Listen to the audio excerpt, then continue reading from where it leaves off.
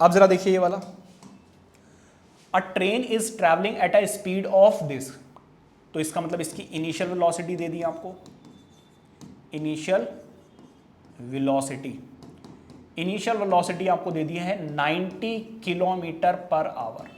Breaks are applied as so as to produce a uniform acceleration.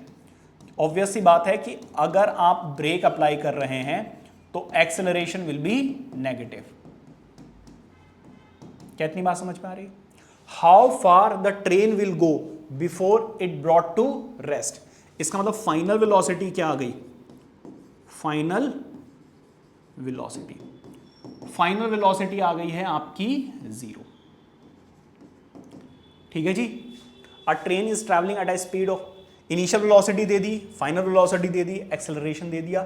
How far मतलब वो आपसे distance पूछ रहे हैं, डिस्टेंस पूछ रहे हैं, इसका मतलब आपके पास टाइम नहीं है, तो यूजिंग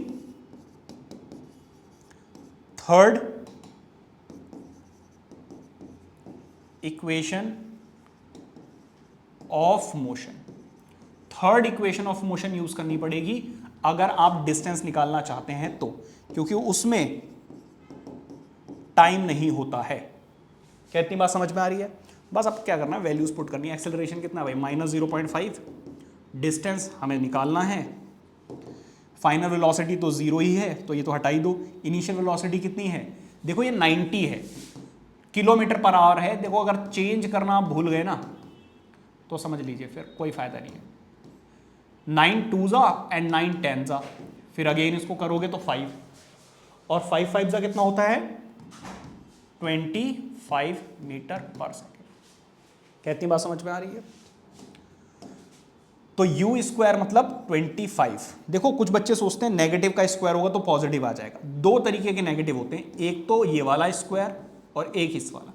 जब नेगेटिव साइन का भी स्क्वायर होता है तब आंसर पॉजिटिव आता है। समझ आ रही बात? यानी अब जरा देखिए, इसको इससे मल्टीप्लाई करोगे तो डेसिमल हटाओगे 10 आ जाएगा, इसको कैंसिल आउट करोगे 5 और इसको कैंसिल आउट करोगे तो 1, तो ये बच्चा 1।